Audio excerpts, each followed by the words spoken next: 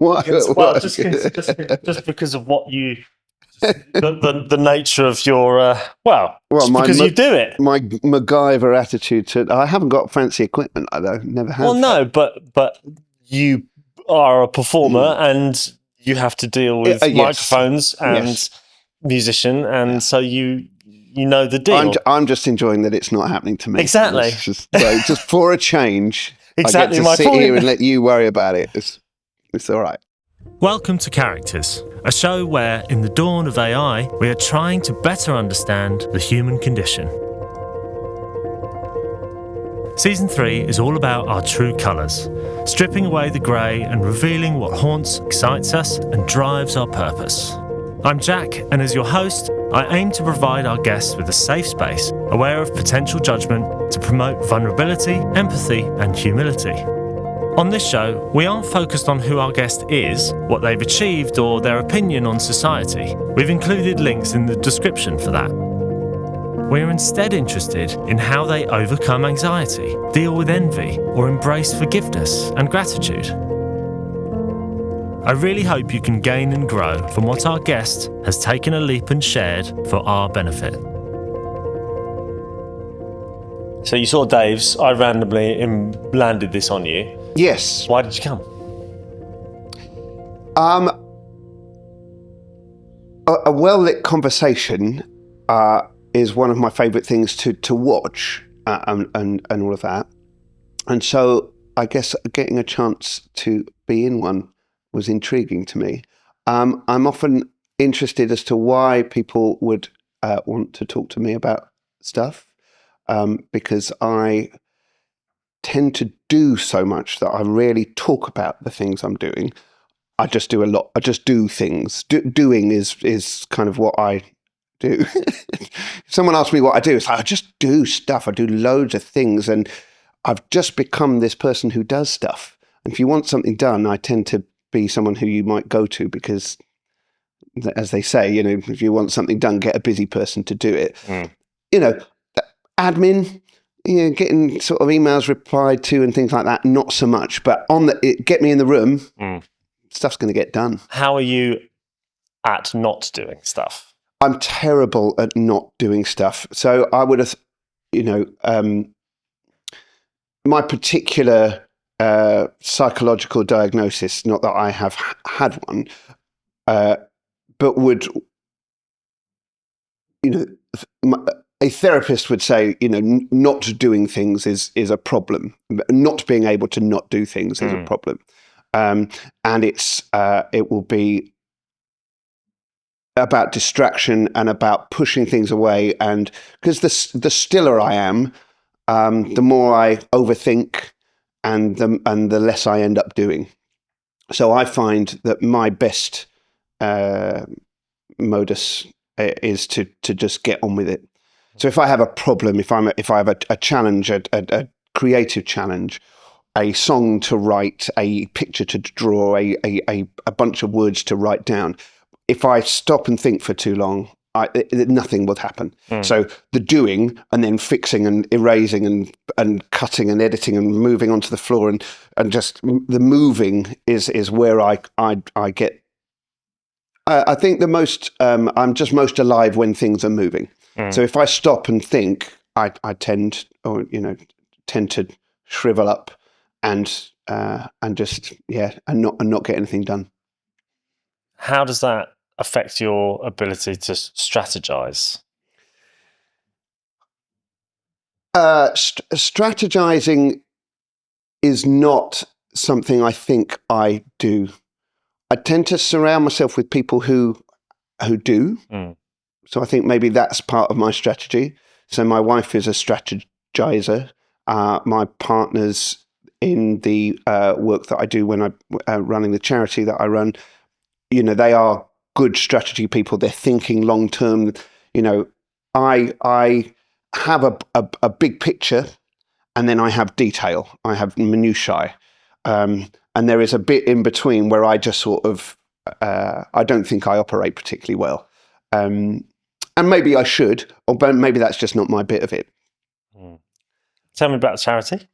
So 11 years ago, I started working in learning disability services, doing workshops and all sorts of different things in different schools and around that. And I'd been doing that for a while when I stumbled across a particular group of people. And this was specifically adults. So a group of adults, these 12 guys that I happened to come across and ended up working with, and just fell in love with the way we worked together. So what the things that I could do brought out in them, and their approach to life, their way of thinking, their way of looking, and definitely their way of performing brought something out of me. And this togetherness really was a really beautiful thing. And so the person I was working with, wonderful woman called Mel Boda, who is an art therapist and just generally incredible person,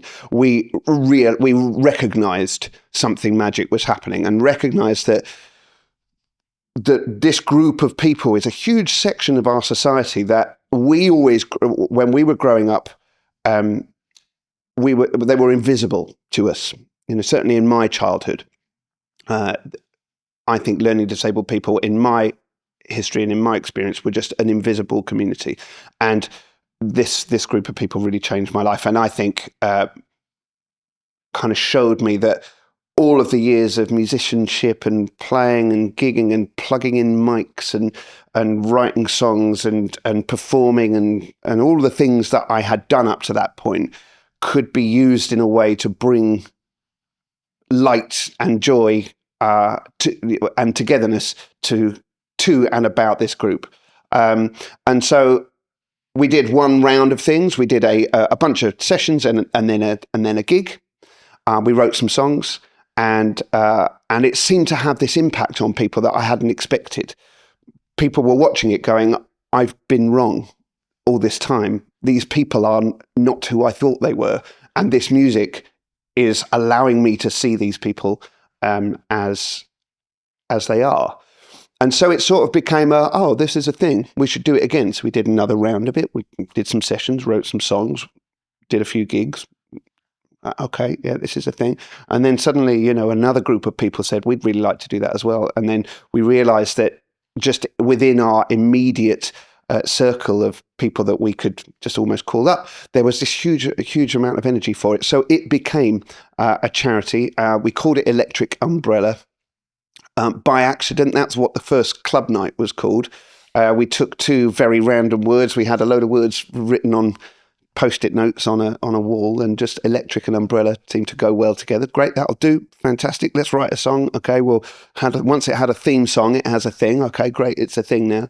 And then and that was 11 years ago, and there were 12 members and me and Mel, and now there were several thousand members, and and a proper staff body, and a medium-sized national charity. So it's really become a beautiful thing.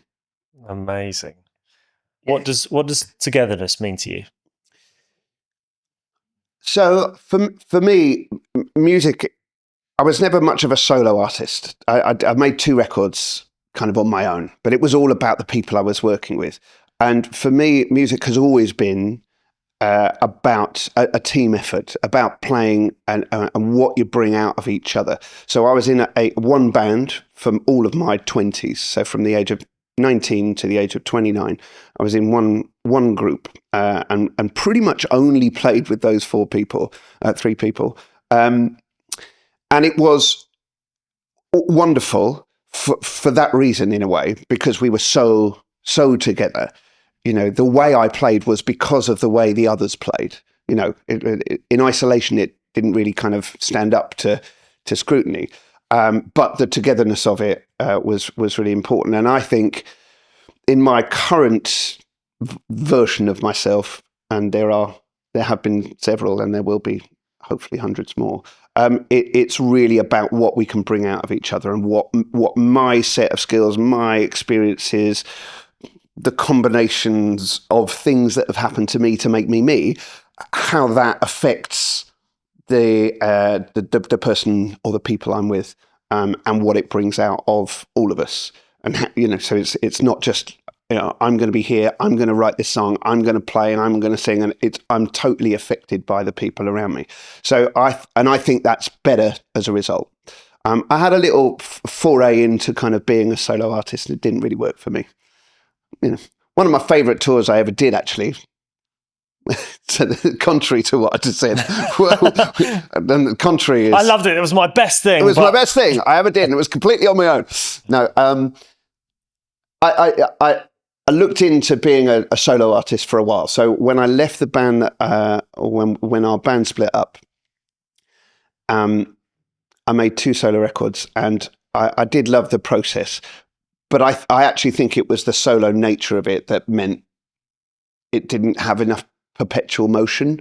I get so much out of working with others that when I'm left to my own devices, it, as I said before, it kind of snarls up, I suppose. But one of my favourite things I ever did actually was a solo tour, going around playing in people's living rooms and lounges and things, where my children were really young, and my wife and I got in our car and took both of our little kids. I mean, they were like 1 and 3 at the time. And I went and just play. We stayed in people's houses or in sort of like little B&Bs and things, and I would play in people's lounges, and then to 20 or 30 people at a time. There'd be a lot of chili involved, and then we'd go on to the next place. So yeah, I kind of loved. I did love that, but really, ultimately, I love playing and singing and writing for and with and on behalf of other people. To what extent do you feel like life is elsewhere? There's a question. Life is elsewhere. I don't think I feel like life is elsewhere. I think life is happening in real time. I imagine some people might feel like it's happening over there or to someone else. I think I feel aware of what's happening to me at any one time. Sometimes I feel like I'm in control and I'm holding on to the reins. But I think I hold life with quite a loose grip. And I'm open to what's coming, and I'm open to what's coming next, and I'm willing to let what has happened slip. I think I'll probably contradict that at every point in this conversation. But being in music, I say I'm a musician, but I think like music is the thing that happens the most around me. And it's something musical is going on at any one time in my life, in my day. I'm either listening, or I'm thinking, or I'm playing, or I'm practicing, or I'm sharing, or I'm, plugging in, or I'm, packing up, or driving to the next thing, or something. And you have to be quite present for that to happen. There's quite a lot of practical elements to that. So I think life is happening to me, and I'm also watching my children grow at an alarming rate. Almost every day, I will clock the change in them and how far they are growing and progressing and becoming different people constantly. And I think that's something that keeps me quite. Present, I think is the way that I would say.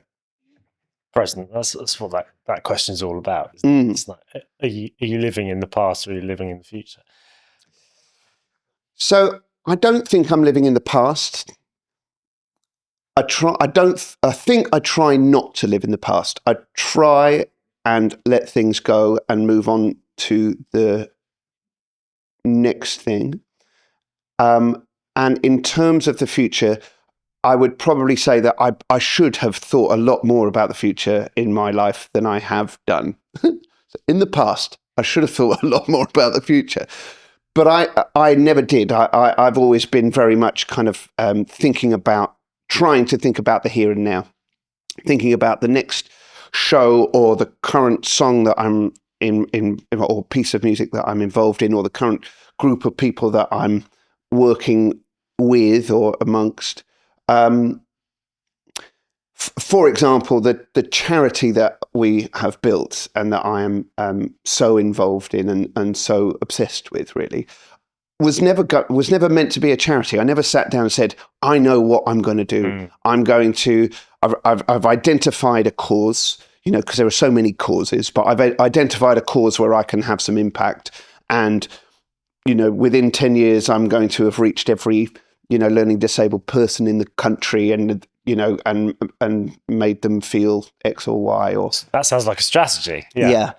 That never happened. It was like, here's a group of people who I can affect, and if I make this look and feel as beautiful as I can, then maybe it'll have the best impact when we go and do this show or that show. But because I've been doing that for so long now, those things have added up. And I think they all have come from the same place. They've come from a good place. They've come from an artistic place and a want for it to be perceived in the best way it can be, and seen in the best way it can be, and felt in the best way that it can be. And so I suppose all of those experiences, when added up, have created quite a big mushroom to be sitting on. It's all grown from one particular seed, one particular place, and that feels good to be on, but it just feels like it's a part of a journey, and I'm still on it. And so I am thinking about the future to a degree, but I'm mainly thinking about the present, and how to get the most out of the now. Amazing. What's been a serious disappointment? Serious disappointments. I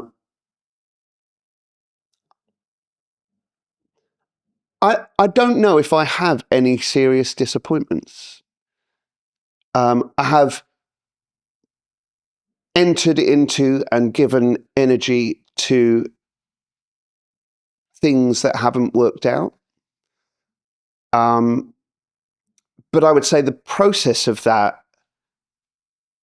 was the purpose in the first place. The outcome might have been disappointing. It might not have sold as many. People might not have turned up. Relationships might have suffered as a result of its failure. And failure is definitely not the word I would use, but I try not to be too disappointed when artistic ventures don't work out. I try to think of it as like it's part of the fabric. When I look back over the year or the years or the decade or whatever, everything will have led me to where I am now, and where I am now might not be as financially secure or as I don't know, as I might not be as in as popular a situation as maybe somebody else might think I should be, but it's all led to where we are. And I don't think anything we could have done would have changed that. So I think I try and avoid being too disappointed when things don't work out, and just think about what's next, what I can actually affect, and how I can improve next time around. Have you always been able to avoid that disappointment? I mean, I've been involved in some really disappointing things, really have. I was in a band for a long time, and we were great. I look back and I think, yeah, it really was great. It was about friendship, and it was about togetherness, and it was about playing, and we had community and all of that. What we didn't have is commercial success, and that was disappointing for purely the reason that we couldn't continue. We had to stop because we just couldn't get the success. And maybe our success criteria was wrong. as an older person now, I could probably look back and go, that was hugely successful, massively successful. And if it was if that was happening to me now, I would be reveling in it and basking in it and thinking about how great that was. But at the time, we had this had a situation where you just couldn't exist, you couldn't live, you couldn't pay rent unless we were more successful financially than we were at the time. So the ending of that situation was really disappointing, but I don't remember sort of sitting and crying about it. I just remember thinking, right, okay, what's next? Look around and moving on. So yeah, I think I guess disappointment is part of life in the arts and committing to an artistic lifestyle. I don't think you can assume that anything is going to pay off. I think I've always thought of it as I have to be comfortable with the doing and the reason that we're doing it, and making sure that it feels like it's coming from an honest place. If it's coming from an honest place, then it's success or lack of it doesn't matter. Was there ever an alternative?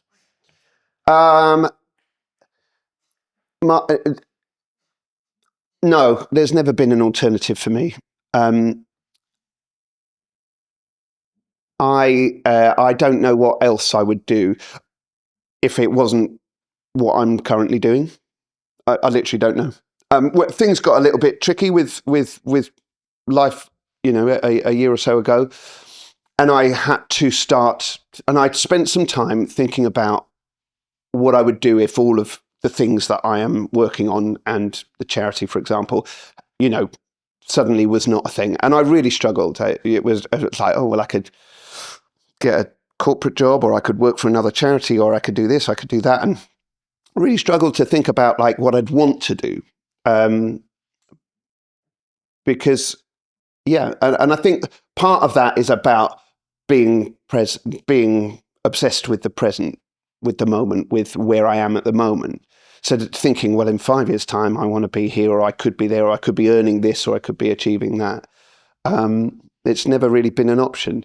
And I choose to live this way. I choose to not quite know how much money I'm getting every month, and to be a little bit, and to get to the end of a month and think, well, if that bit of money doesn't come in, then I'm really screwed. But it's a choice I don't think is within my control. I think it's always been I've always been destined to live month to month, week to week. I think that's just the way it's going to go for me. There's no retirement plan for sure. Like, I'm just going to go until I don't anymore.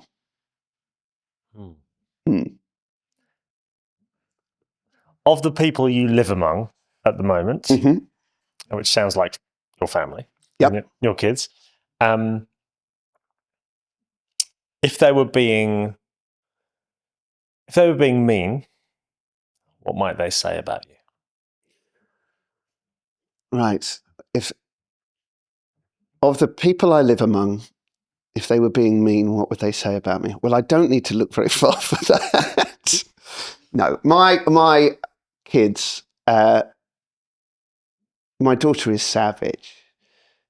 I mean, in a hilariously kind of brutal way. How old is she?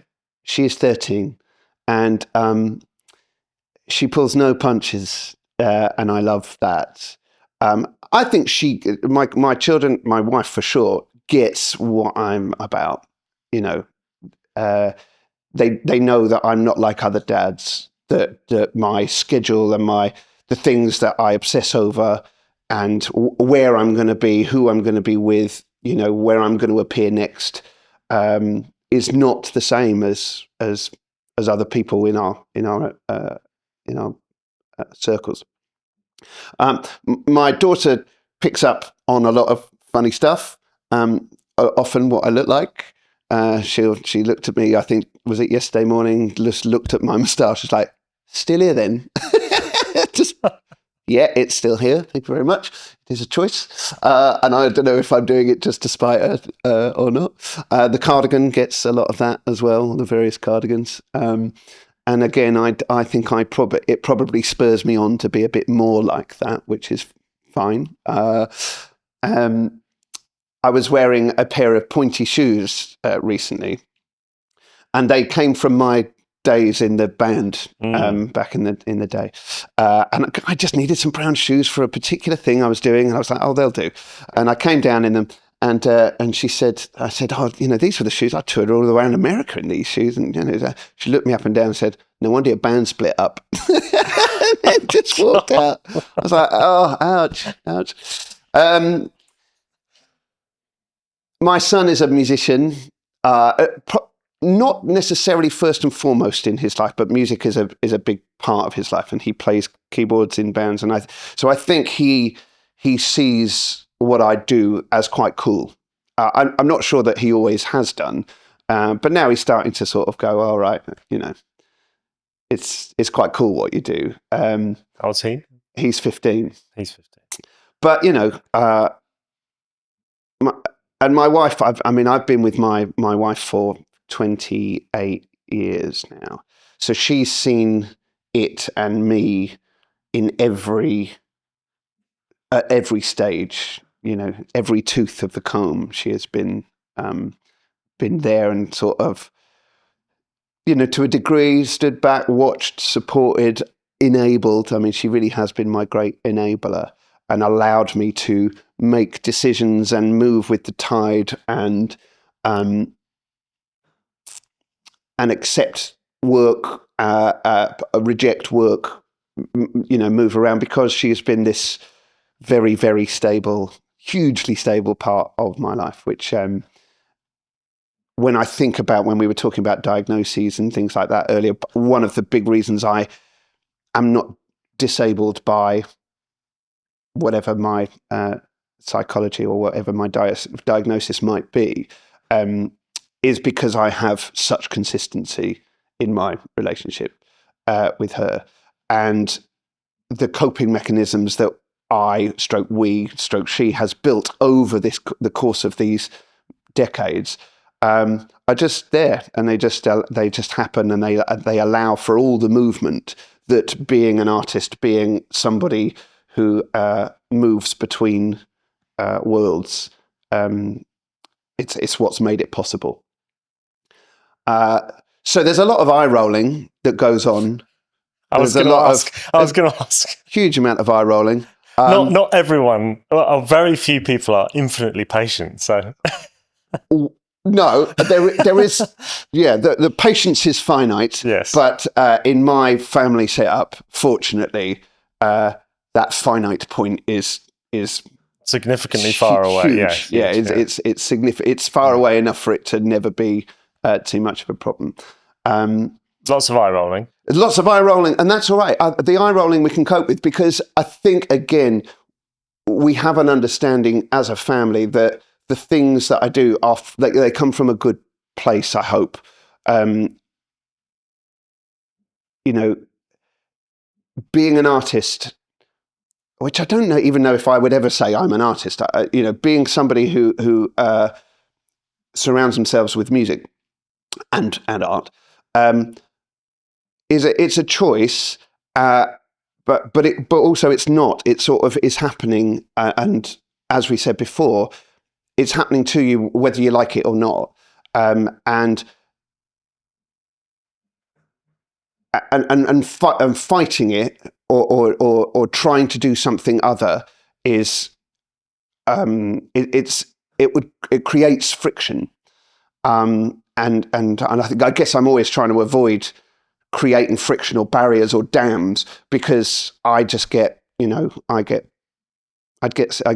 stuck is my biggest fear, I suppose. And so trying to reduce friction wherever I can, and my family allows that to happen. What if they were being kind?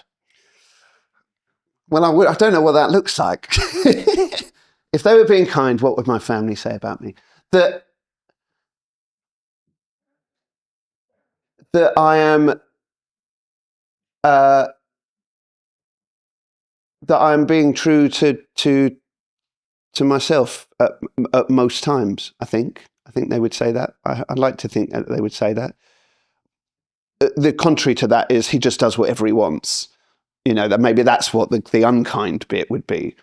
But I think that I think my family, and I think my friends as well, accept that.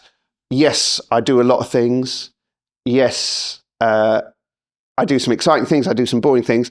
But actually, it comes from a good place, and that's what I think. That's what I just want. I want people to know that this isn't all ego. There's some ego, of course. There has to be, but it's not disingenuous.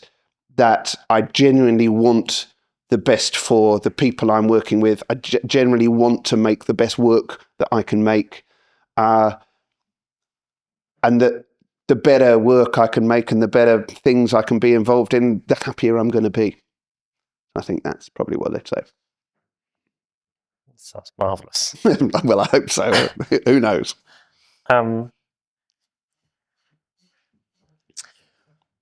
What do you wish people understood about you? What do I wish that people understood about me? I don't know how to answer that, I don't think. What do I wish people understood about me? I like to think I'm a relatively open book. I tend to overshare. If I'm terrible with secrets, don't tell me a secret. Because I think in conversation, I think I want to complete a picture. I'm very hard at very difficult. I find it very difficult to hold things back. So if we're having a conversation, if I'm holding on to some information that I'm not meant to be sharing, it's going to come out in my bones, in my words, in my whatever.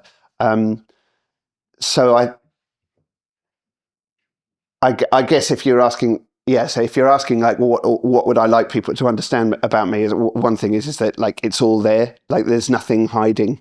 I don't know how to hide stuff. I don't know how to hold stuff back, and I don't know how to keep secrets or anything like that. And I think in a way that's good for me. I grew up in an environment where there were a lot of secrets and a lot of unsaid things, and I think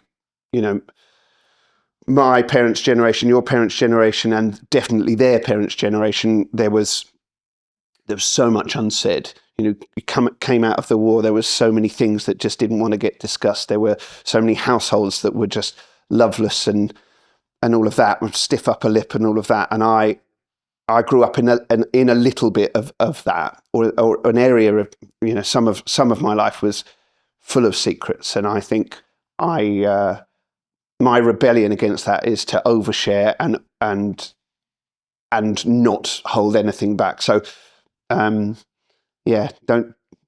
don't tell me anything you don't want everybody to know, because it's going to come out somehow. How does that rub up against the? I don't want to say maybe avoidance is a strong word, but just avoidance of conflict. I have huge conflict avoidance. The way I think I've always dealt with that is trying to be continually open and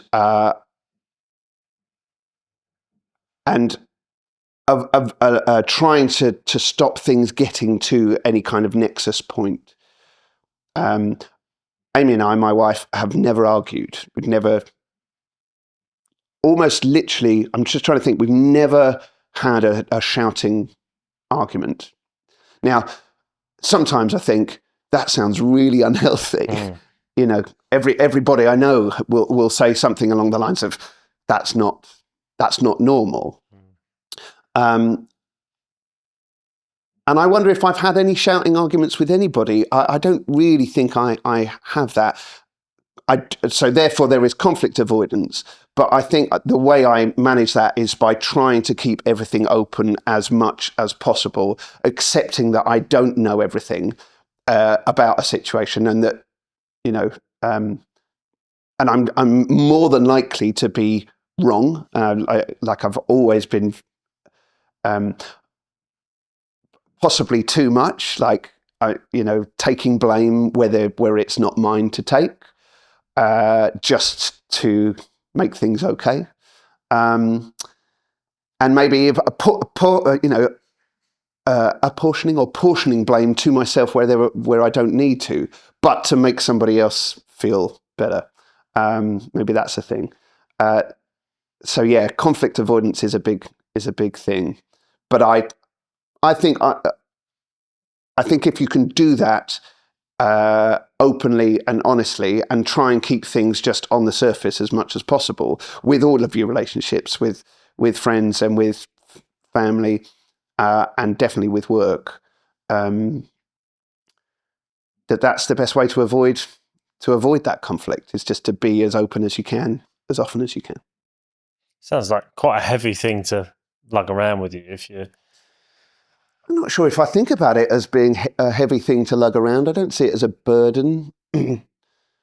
Partly because I don't hold on to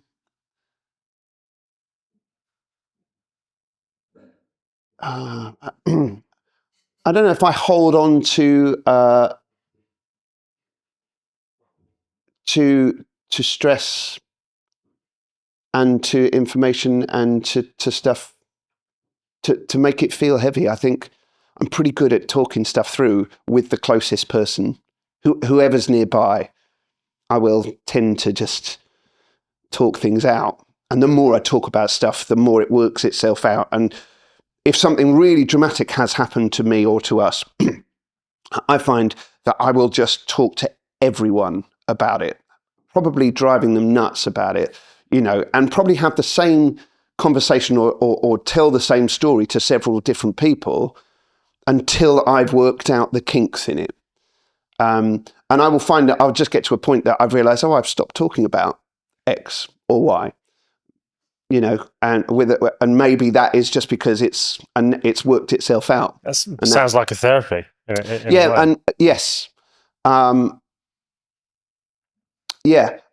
The more I tell a story, or the more I tell or explain a circumstance or something, it might embellish. That's what I worry a little bit about sometimes. That I've told I've talked about this problem, but actually I've embellished it with something that I've acquired from the last time I thought about it, and maybe that is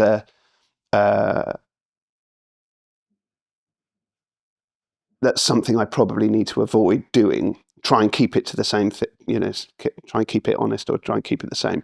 But I find that oversharing helps me work things out. And also, I'm somebody who needs to verbalize everything. I find it very hard to just sit with a thought and think something through. I'm very distracted. I think there's always been a lot of noise in my brain. A lot of things are going on, and I think by talking or by doing or singing, the output is actually how I focus things. I don't internalize things particularly. I probably hold on to stuff if it hasn't come out in a conversation or a drunken rant or a song or a dance move. If I don't exercise it somehow, it will sit with me. And I imagine that there are all sorts of things that from my youth, before I kind of became aware of this need to be extrovert in that way, because I wasn't always like that. When I was young, I was quite introverted, I think. Difficult to know because I don't really remember. You don't strike me as an introverted person. No, I don't think. But it took finding music really to have an outlet for that. So all the things that you go through as a young person and as a kids, and we had quite a crazy family set up in our upbringing. I will have internalized a lot of that stuff, but I do think that having music, having a vehicle, any kind of vehicle that allows you to get stuff out, has been, it's been great for me and works for me. Tell me about envy. Envy? Am I an envious person? I don't think I'm an envious person. Now I think about it, it's not really something I've ever given any thought to. I think about guitars I'd like to own. I think about material things that would be nice. But I feel I feel enormously lucky. I think. Do I feel lucky? Maybe I don't feel lucky. Maybe I feel like the things that I have and the life that I lead has come from a lot of hard work and a lot of change and maneuvering and pleasing people and the stuff that takes the energy, and so therefore, where I've got to in my life with a wonderful family and a house and a vehicle that works and things like that.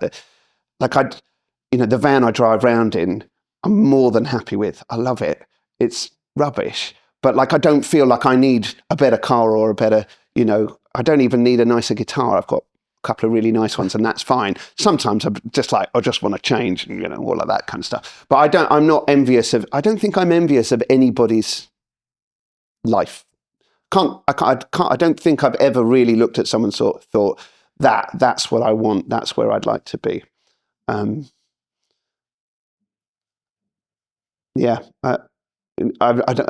never given it any thought, but I think maybe I've fought off envy because I don't think it's very useful. Could it be useful?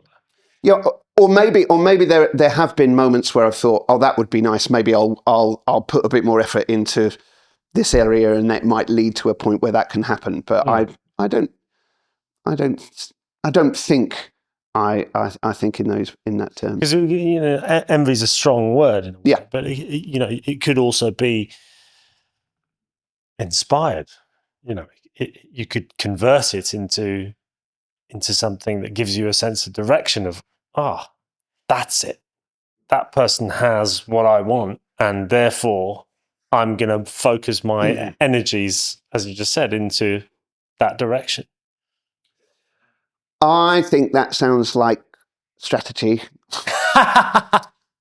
Because maybe.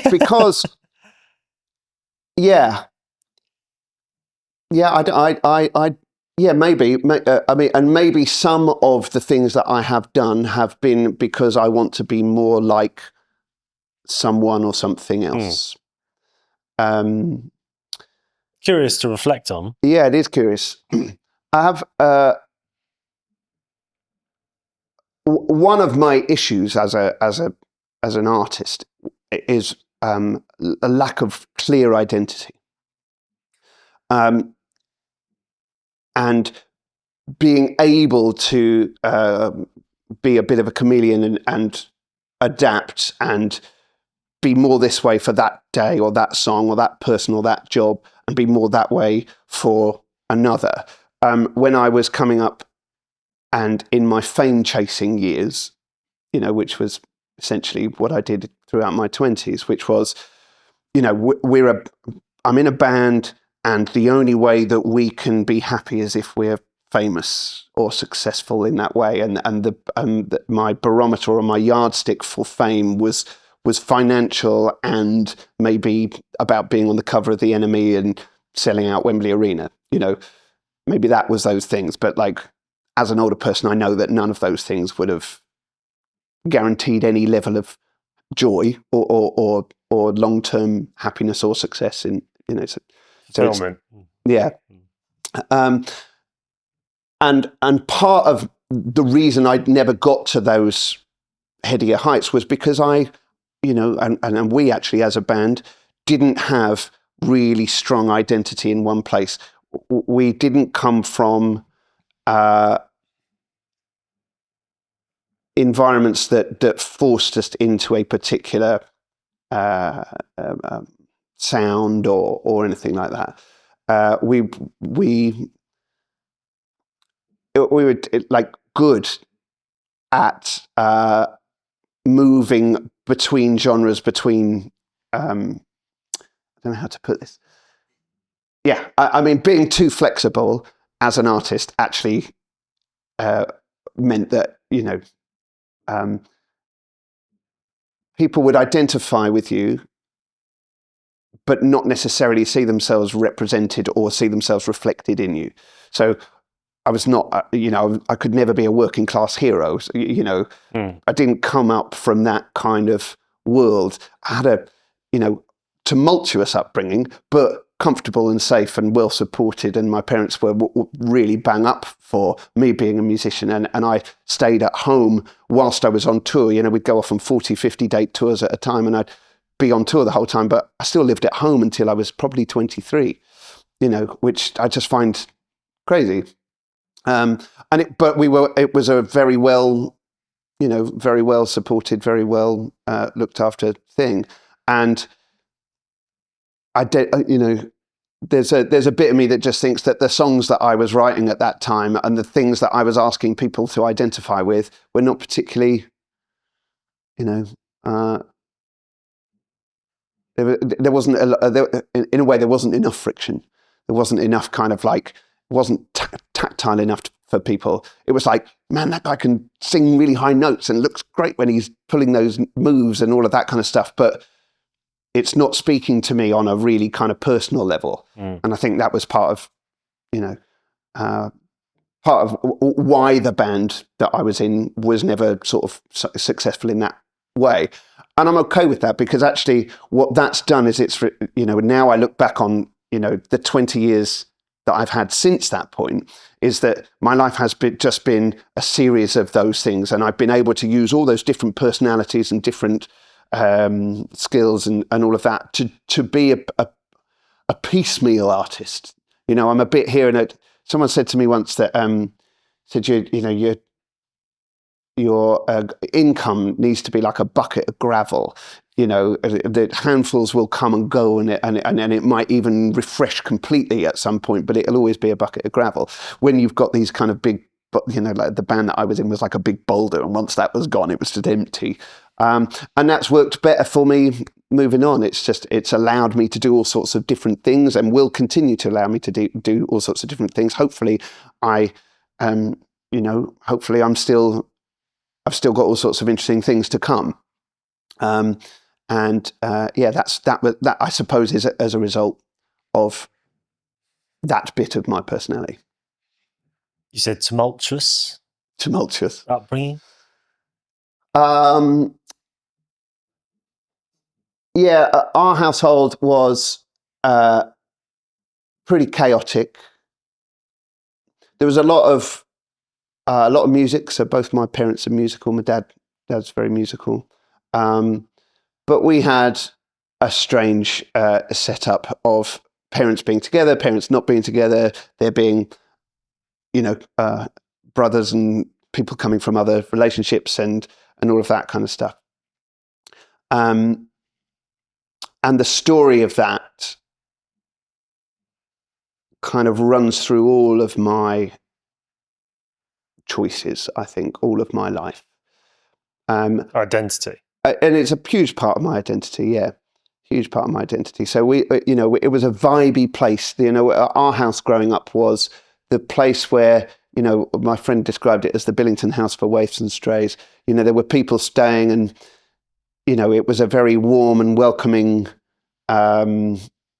environment. We had great parties. It was very sociable, and all of that. But it came at a cost ultimately. But I think I'm possibly only sort of recognizing those costs as a much older person, and it definitely affects my choices with my own family. You know, how we are as a unit, the choices we make. And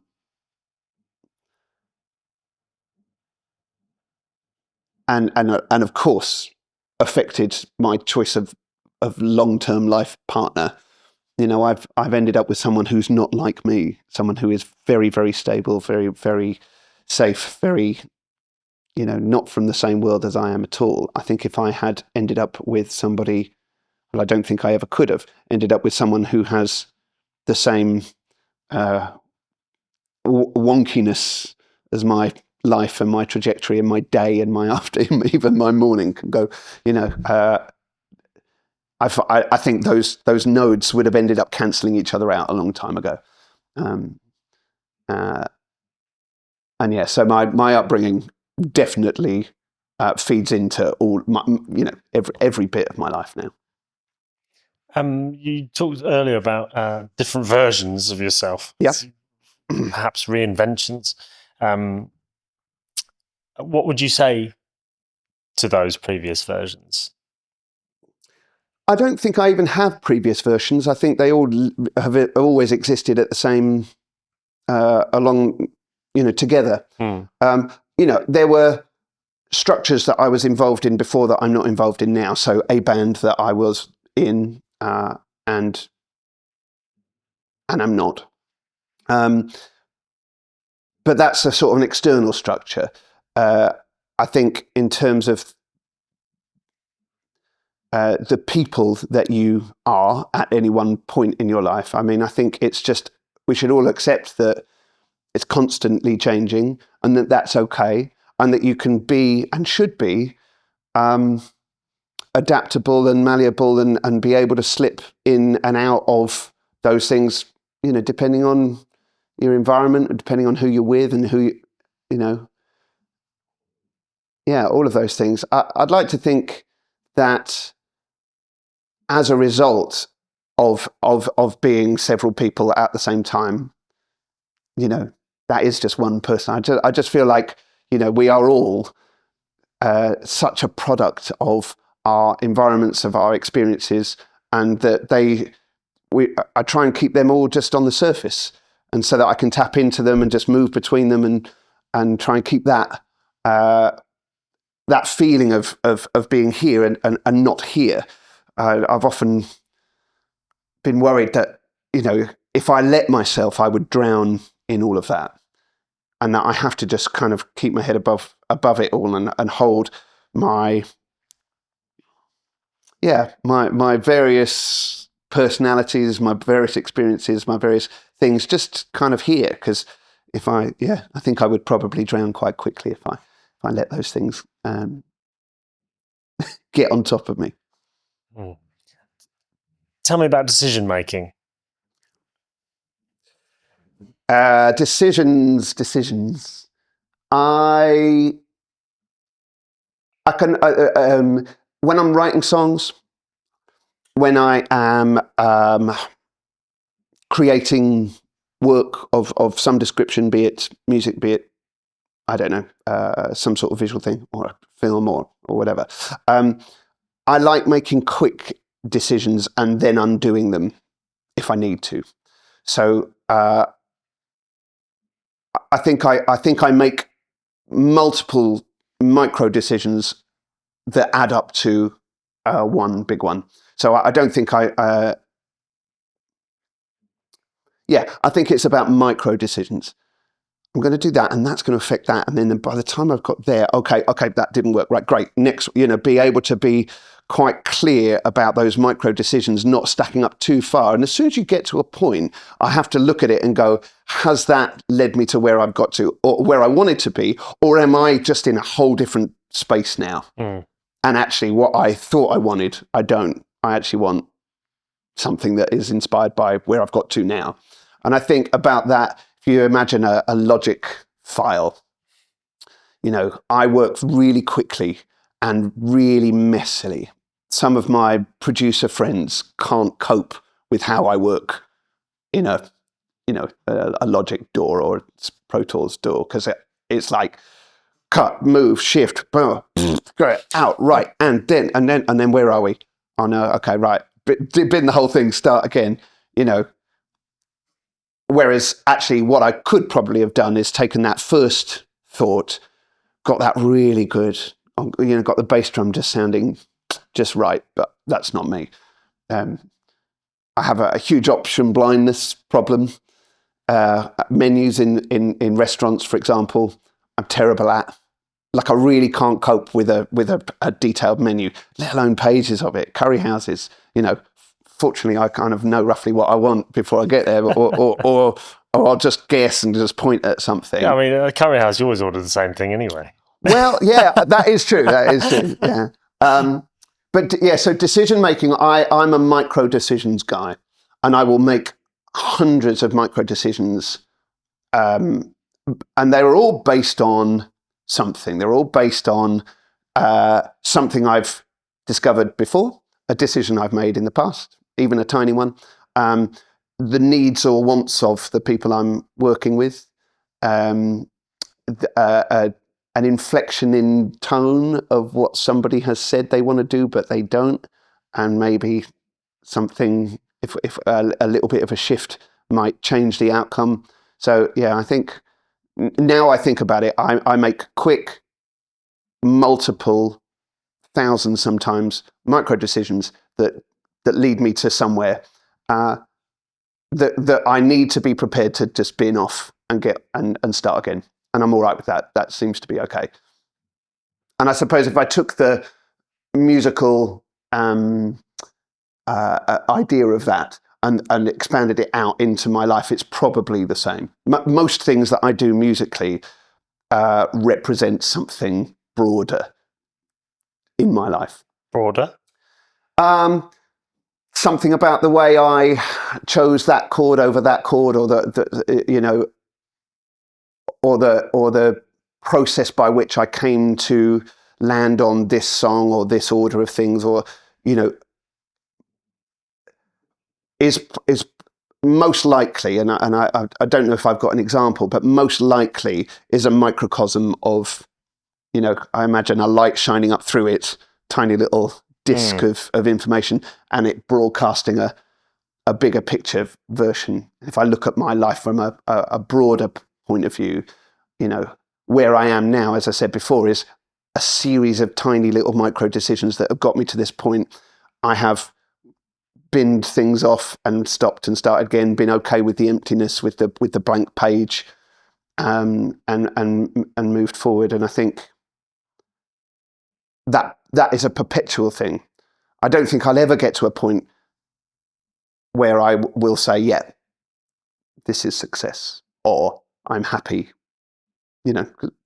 It's a process, it's a journey, it's constant reinvention. I don't think that will ever end for me. Amazing. You enjoyed Dave's. Did you enjoy Dave's? Yeah. Well, I haven't watched it in full, so I've seen a lot of clips.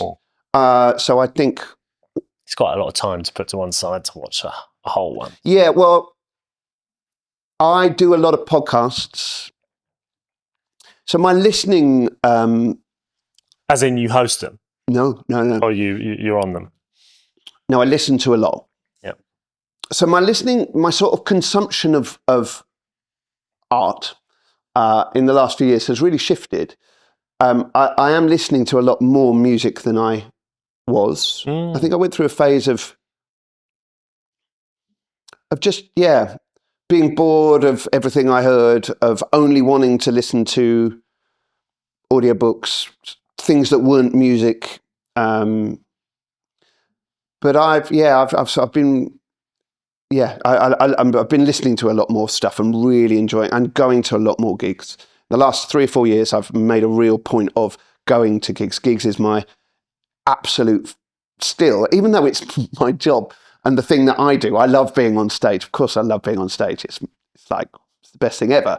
But I love going to gigs. I just think it's just the best thing you can do of an evening, and on your own or with friends. I love booking something 6 months, a year in advance, forgetting about it, getting to it, realizing I've got an extra ticket, thinking about who would like to go, calling them up, saying, "Oh, I've got a ticket to this thing. Do you want to come?" And just going and having that experience.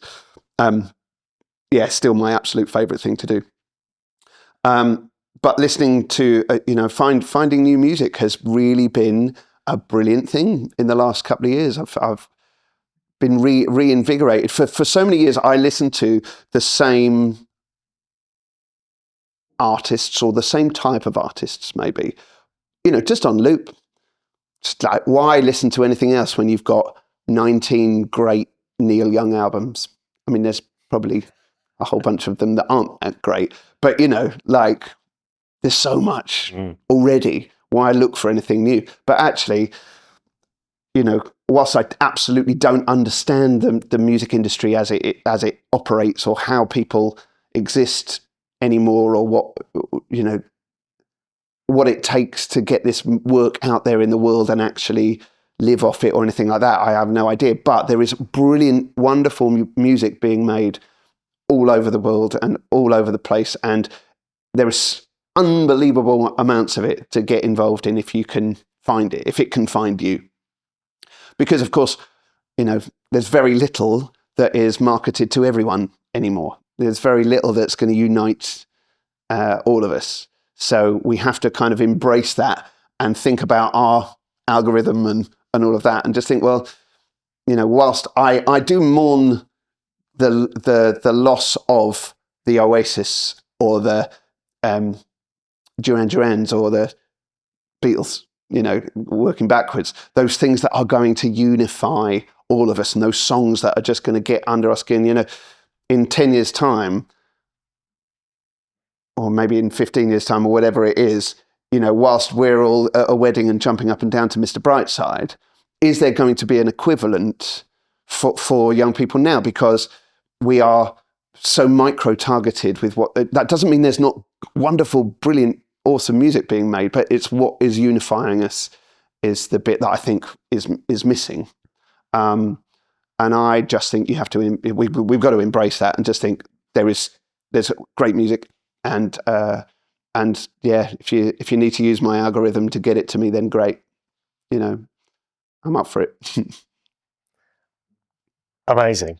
Absolutely amazing. Who or what might have stopped you from realizing your full potential? I was thinking about missed opportunities, causes of disappointment or failure. Recently, the band that I was in and that I love reformed recently to do one show, and we had that conversation of like, what was it that, like, who allowed it not to work? Like, who got in the way, and I think it, when I think back, being younger, I was so influenced by other people's opinions, and you've got to be so careful of that, because we as a group ended up listening to so many people that we were a diverse bunch already, and we just constantly were diversifying in order to suit who we thought needed suiting. So 1 week or 1 month, it was because we got a bit of feedback from one particular promoter or one particular radio person that thought we weren't edgy or rocky enough to be current. So we then steered our ship round that way and did a load of that. But all the while, this other thing was happening, and then we'd get another bit and we were like, whoa, and by the time we moved, that was gone anyway, and this other thing was happening. So the listening to others and bending to other people's wills or wants or opinions for me, there's no one particular person or situation, but I think that in itself was the thing that meant that we never got to our sort of like artistic zenith, you know. And I say zenith, but what I mean is kind of like that point where like it all works, where the magic happens, where the timing, where the, you know, all of that, because we were constantly moving for other people. And I think I've probably done a bit of that throughout the rest of my life, but what I took from that experience is, you know, you just have to stay true to your thing. And either that the good will out, and I, you know, whilst I'm still waiting for that to prove, I do think that you can change constantly to suit others, but actually somehow ultimately you need to have a faith that if it's coming from the right place, if it's coming from a place of ego or jealousy or envy or anything like that, then it's got no chance of getting to there anyway. But if your core beliefs, your core reason for existing, your core reason for making work and being in the world comes from on the whole, the right place, then really the good will out, I think. And I wonder if maybe where Electric Umbrella, which is the charity that I run, I wonder if that is evidence for me at the moment. We're in a good spot. You know, we have tough times and we've got tough times coming, but we're in a good spot. I'm looking around thinking, do you know what? Actually, all the things that I want to be happening are happening. I've got brilliant staff doing really beautiful things. We've got kids interacting with learning disabled people in a way that they wouldn't have done without our things. We've got our guys, our learning disabled people really thriving and becoming good, you know, and that I'm looking around at that thinking that's wonderful. But it's come from trying to plough a course through the middle, to say regardless of where we think we need to be pulled or some of the bad or negative or whatever things that have happened, it started at a good point. This is where we want to be, and there is a straight line between those two points. And I guess I could say that across all of the different things that I do and am, that so long as that starting point is honest and true, you know, at some point, or it might have already happened, it might be happening right this minute, you know, that the right place for it to be getting to will and does happen. So what's your thing? What's my thing? You said before about the truth will out, and so what's your thing? Not Electric Umbrella's thing. No, not anybody else's thing. What's my thing? And you've steered your ship in multiple directions, and you've learned from all of this.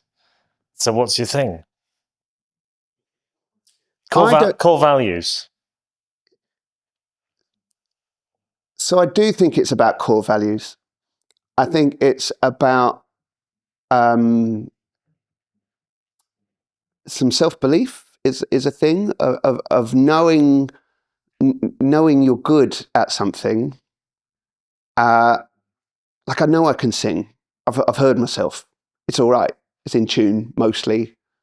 Tones a bit whiny in places, but like I kind of put that on sometimes to be a bit more. You know what I mean? I can affect and I know I can play. I'm not as good as he is or she is, but I can play all right. And I know I can write because I feel like I'm good at taking ingredients. I can't cook, and that I find really stressful. That's an upbringing thing, but we'll come back to that maybe. But I feel it's the same thing. I'm taking ingredients and but my core values are relatively solid, and therefore anything I put into there, you know, is going to come up with something I think probably pretty good. And so my thing, I think, is about authenticity of who you are, not necessarily ever really finding out any kind of definitive answer of who you are, because I think it's an ongoing thing and changing all the time. Keeping those things as on the surface as you can. Again, my upbringing has taught me, I think, that the more I bury, the worse things are. And my family situation is that we're very good, my wife and I think, at talking and keeping it alive, keeping things alive. As soon as things get buried or squirreled away for another time, I find that's when things go bad. So, keeping things alive, keeping true to your values, and assuming that if it comes from the right place in the first place, it's going to be all right, ultimately, somehow. Do you feel you live an ordinary or an extraordinary life? My version of ordinary is probably very unlike most other people's versions of ordinary. And so I think I live an extraordinary life. That is obviously a choice that I have made, or it's a series of choices that I continue to make. Micro decisions. Part of it's opportunity, I suppose. No one thing has come my way that has allowed me or asked me to put all my eggs into that basket. Not since I was in the band when I was a teen, in my 20s. And I don't know. I think if I got an ordinary job, I think I'd probably still live a fairly extraordinary life. I think it's just it. My wife sometimes says, we'll come home from something where I've done something ridiculous. And someone else will say something like, why do these things always happen to you? Well, she says, well, they don't happen to him, he happens to them. I think I do happen to situations. I do like to be in a situation, and I'm probably unbelievably annoying, but I think there's always an opportunity to make an environment better by taking a step, by saying, why don't we all do a conga? Because actually together we'll all feel better as a result, And most people will go, like, what? And then they'll get to the end of the conga and go, that was great. And yes, so I think I like happening to situations. And I hope I continue to do so. But I can also understand that you might look at that from outside and go, God, that guy's annoying. Stupid cardigan, stupid moustache. That's what my daughter would say. Bless her. Yeah. One more. Okay. I'm desperate to ask you this. Okay. Have you ever sabotaged your own success? Have I ever sabotaged my own success?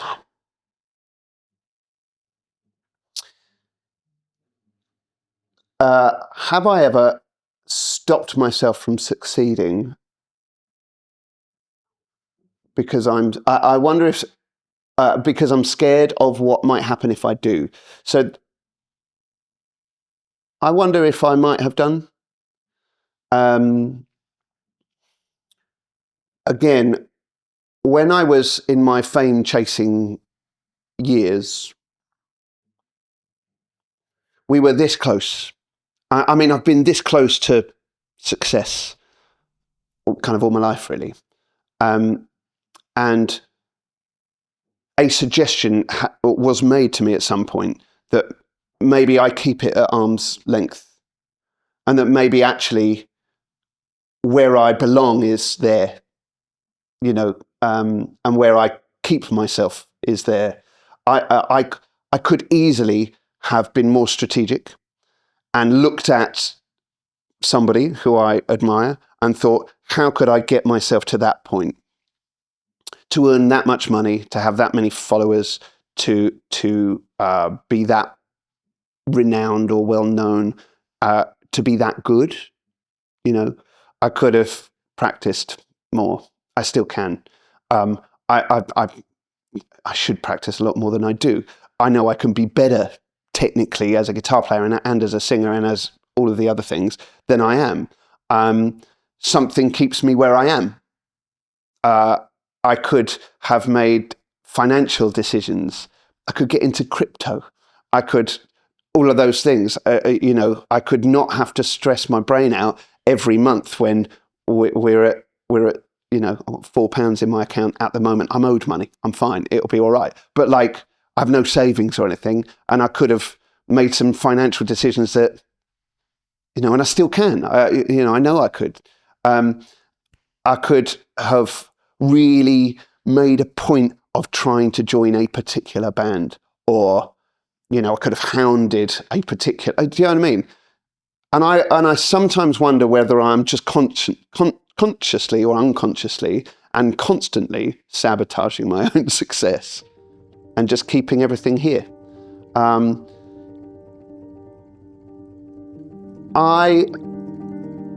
don't know how famous I want to be. I think I used to think I wanted to be quite famous. I think I used to walk down the street and want that person to know, to have heard of me. And now I don't. I definitely know that I don't want that. I would like the people that do know who I am to know who I am for good reasons, and only good reasons. I don't want to be known as somebody's ex-boyfriend, or as someone who is involved in a celebrity thing, or someone who, I don't know. I think I used to covet and seek and chase fame, and I know now for a fact that I don't want to be famous. Fame and celebrity, all of that kind of thing. I'd like to be known for somebody who created something and is good at what they do and is, not a dick. That's what I really want to be known as. But I wonder if I'm constantly sabotaging my own success.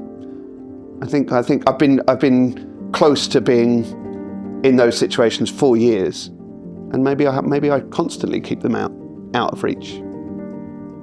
Maybe that's it. Something to reflect on. Yeah, maybe it is. Absolute pleasure. Yeah, thanks. Absolute pleasure. So great to have you on. Thank you so much. Oh, thank you for having me. For coming on. Real cool. I wonder if I've actually said anything. I feel like I've spoken a lot. Have I said anything? Thank you for watching Characters. I hope you were able to gain and grow from our guests' vulnerability. To discover more characters, please subscribe to support the show and allow us to share more of our true colours. Here's the latest episode, or one YouTube has picked for you. Enjoy.